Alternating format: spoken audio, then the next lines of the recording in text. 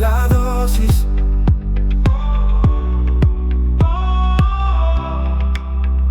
Soy Irene González. Y yo, Guillermo Estrada.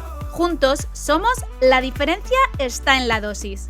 Esta temporada tendremos en La dosis de conocimiento nuevos temas de salud relacionados con la farmacia comunitaria. Pero no va a faltar la dosis de datos para ponernos al día. Y por supuesto la dosis de compañeros, donde tendremos en cuenta la opinión de quienes nos escucháis. Y cómo no, la tan esperada dosis de juego. Un programa hecho por farmacéuticos para farmacéuticos y otros profesionales de la salud. Aprende sobre salud. Este es tu podcast. ¿Cuántas veces has escuchado en tu farmacia la frase tómate un omeprazol por si acaso? Pues bien, en 1989 la FDA aprobaba un fármaco, el primer inhibidor de la bomba de protones, que supuso una revolución en el tratamiento de la úlcera péptida y el reflujo gastroesofágico. Lo único es que en sus inicios se consideró casi un fármaco milagro frente a las úlceras sangrantes, reduciendo hospitalizaciones y mortalidad. Hoy, sin embargo, su fama va por otros derroteros, ser el protector gástrico universal. ¿Es realmente así?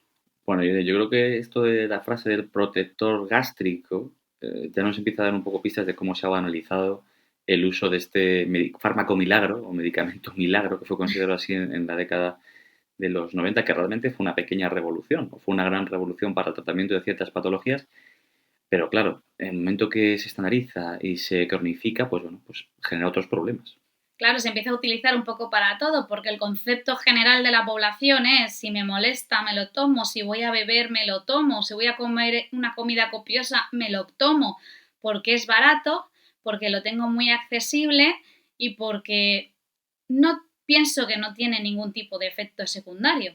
Son graves errores que comete la población general y que muchas veces hay ciertos sanitarios, farmacéuticos obviamente incluidos, recomendación, y es lo que tenemos que trabajar. Sí, yo creo que lo que tiene que quedar claro hoy, cuando acabemos este programa, es la importancia un poco de por qué preguntar al paciente para qué va a utilizar ese medicamento. Efectivamente. O que es muy importante porque yo creo que ahí tenemos una responsabilidad muy grande, aunque al final el paciente, si lo quiere, se lo vas a dar, pero que al menos el paciente tenga claro para qué sirve, ¿no? Sí.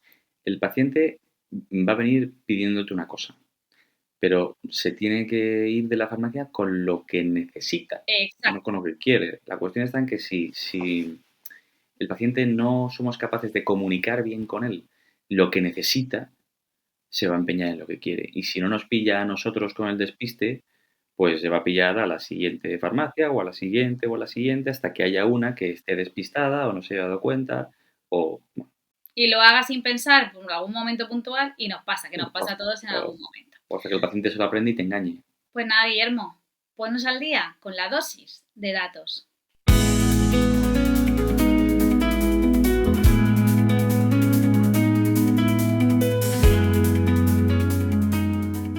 Vamos con la dosis de datos de hoy. Primero, este medicamento, el omeprazol, fue el más consumido en España en 2023, con más de 50 millones de envases dispensados. Casi nada, 50 millones.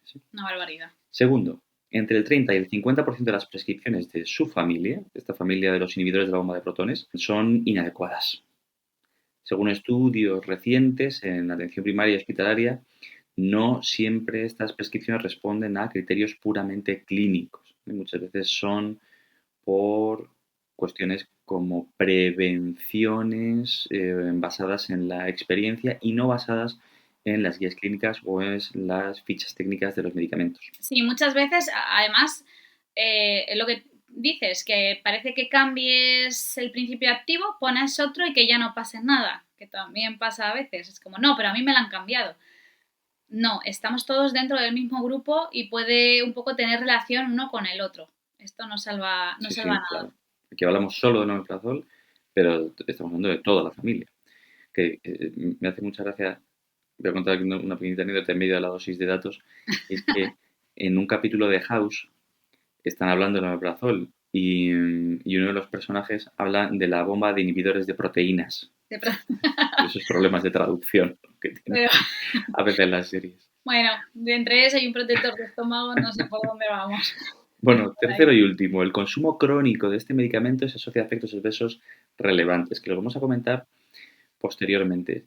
Pero podemos hablar de déficits de ciertos elementos, de infecciones intestinales, bueno, cosas con las que no podemos banalizar. No, además, yo creo que así para conclusión está claro que el omeprazol es un fármaco útil, es un fármaco que nos sirve, que se puede utilizar siempre que sea indicado, pero que por suerte o por desgracia le hemos quitado la parte importante y lo hemos bajado un poco más a la tierra para uso cotidiano, diario, como puede ser pues una tirita, porque no pasa nada, nos ponemos la tirita y a seguir andando. Y a veces creo que ahí hemos errado y tenemos que volver a coger un poco el darnos cuenta que es un medicamento. Sí, efectivamente. No te quito ni una coma, Irene. Bien, pues vamos a continuar un poco con la dosis de conocimiento, Guillermo, que hay que aprender un poco más sobre el omeprazol y cuándo realmente un poco nos sirve o no nos sirve y aprender un poquito más, que seguro que hoy vamos a desvelar alguna información que alguno de nuestros oyentes, siendo farmacéutico, en algún caso vaya a descubrir algo nuevo sobre este medicamento tan consumido en el mundo. ¿Te parece? Sí, me parece perfecto. Vamos a Pues analizar lo vamos que dices, allá. qué hay de cierto y qué hay de mito. Eso.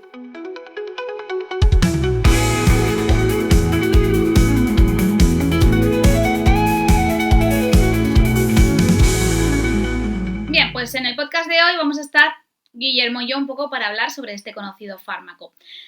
Así que, Guillermo, voy a ponerte un poco a prueba. ¿En qué casos está realmente indicado el omeprazol? Cuando el paciente lo pide. No. Siempre Bien, que lo pidan y preguntes, dáselo. Que no. Has comentado justo al comienzo del podcast cómo el fármaco fue originalmente comercializado para este reflujo gastroesofágico. Es su principal indicación. Sabemos perfectamente que el omeprazol es un fármaco muy eficaz para el reflujo gastroesofágico y que al ser eficaz para el reflujo gastroesofágico va a prevenir muchos ingresos y va a prevenir, aunque a veces se nos olvida, ¿no? Pero es que el reflujo gastroesofágico provoca esos daños en los esófagos, esas esofagitis, que luego pueden derivar en problemas mucho más graves, incluso en cáncer. Entonces, no vamos a despreciar el omeprazol. El omeprazol es un fármaco fantástico. Utilizado también para úlceras gástricas y duodenales, para Helicobacter pylori. Todos los que hemos pasado a Helicobacter sabemos lo fundamental que es un IVP en el tratamiento.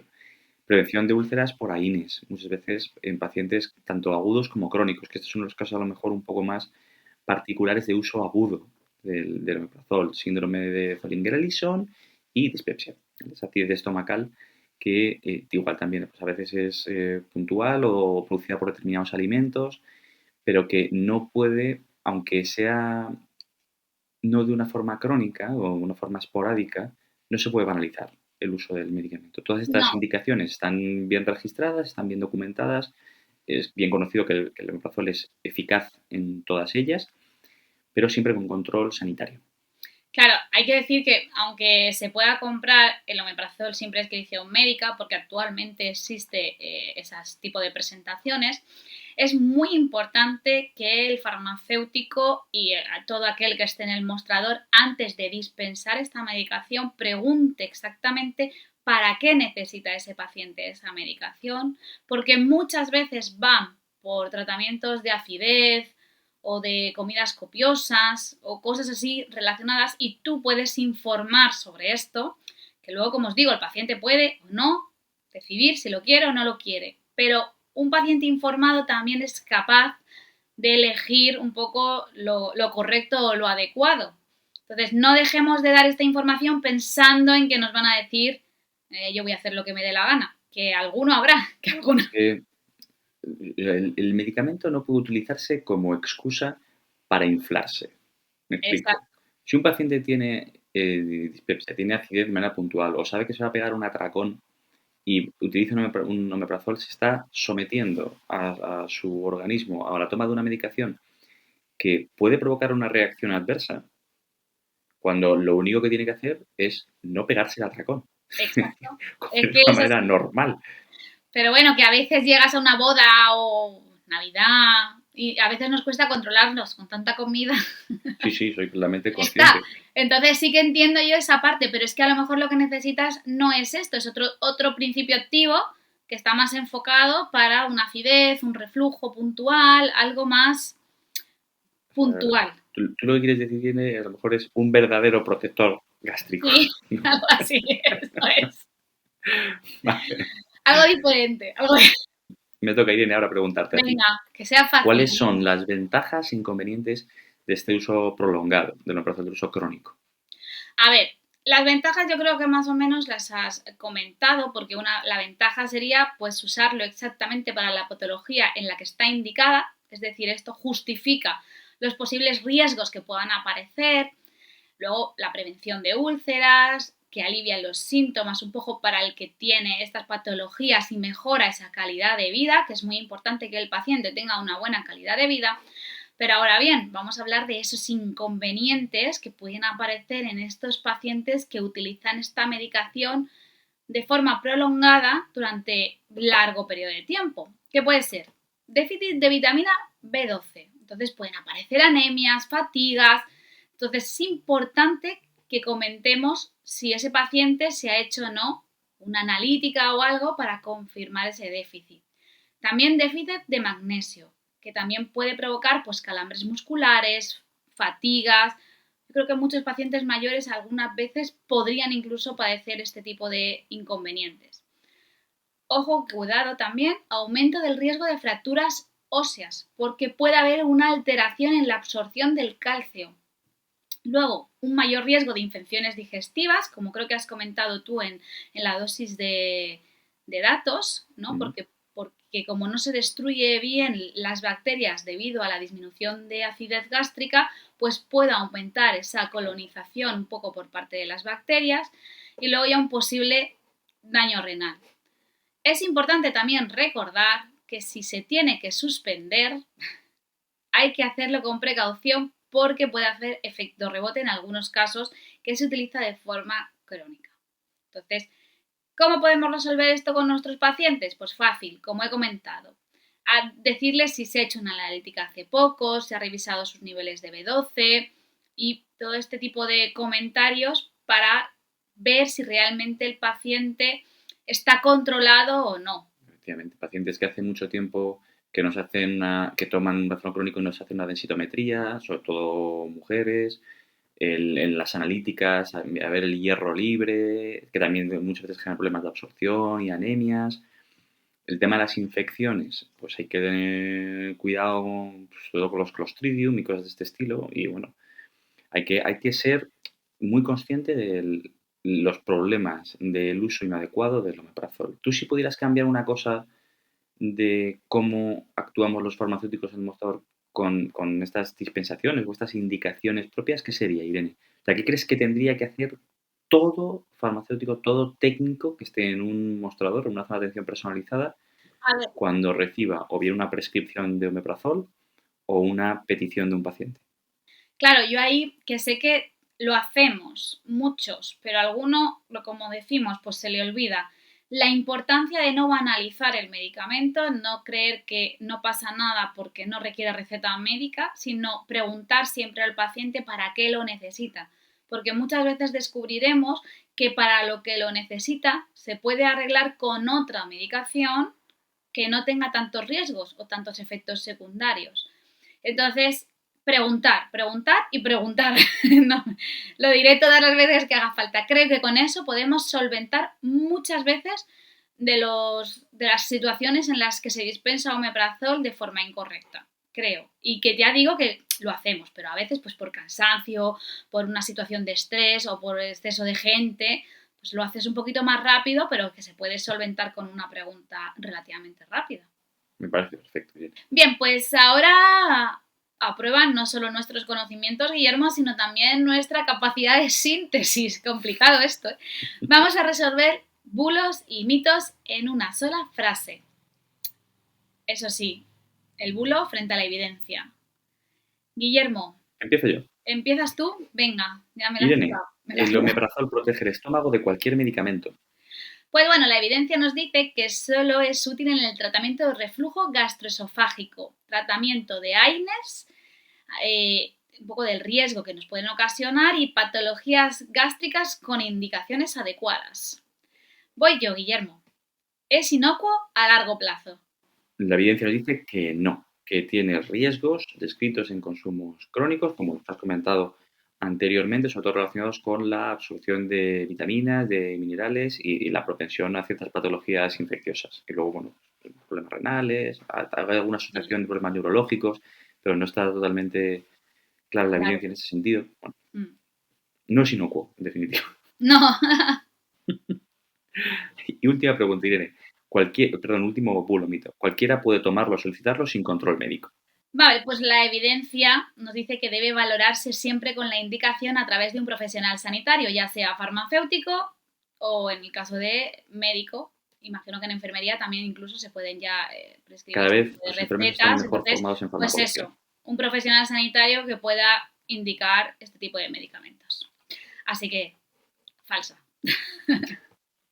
Bien, pues Guillermo, vamos a por la nueva dosis de herramientas en donde vamos a descubrir un poco dónde podemos encontrar más información o más contenido sobre este medicamento.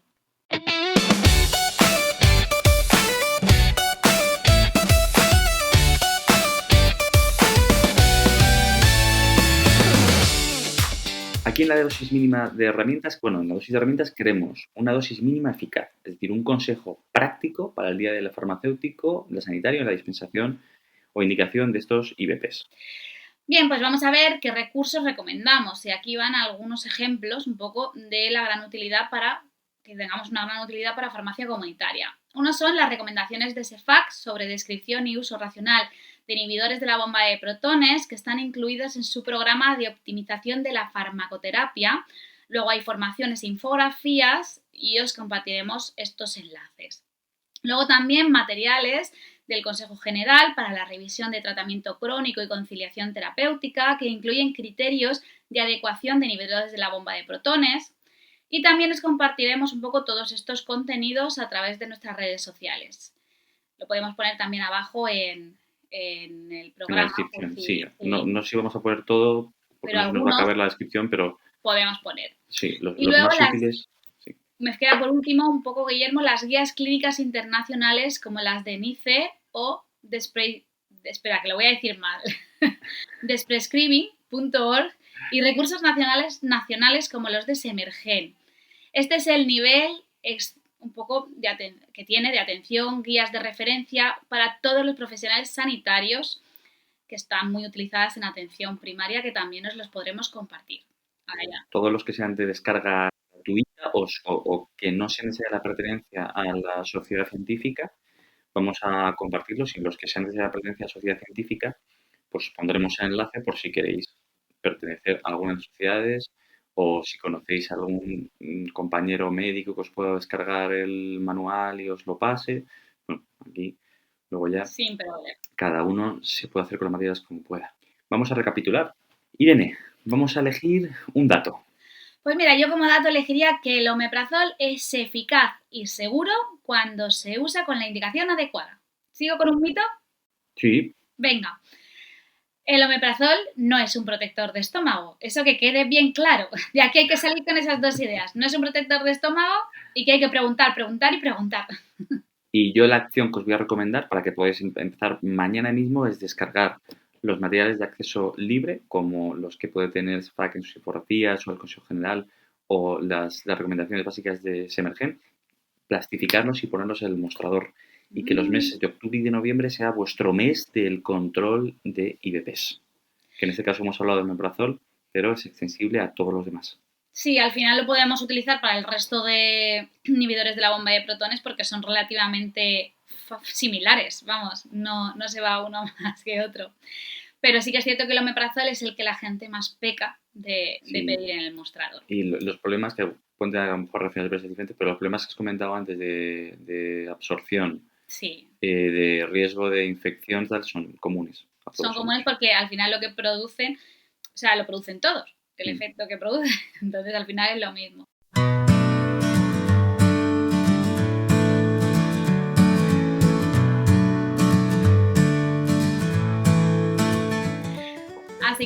Muchas gracias por compartir este episodio con nosotros. Recordad que nos podéis escuchar en vuestra plataforma de audio favorita y encontrarnos en redes sociales como @boticonsejo, @guillermoestrada-riolobos y por supuesto en @la diferencia está en la dosis. Si os ha gustado el episodio, aceptamos que nos recomendéis, aceptamos reseñas positivas, incluso alguna negativa, pero recordad que siempre con la dosis adecuada de mala leche, porque recordad que la diferencia está en la dosis.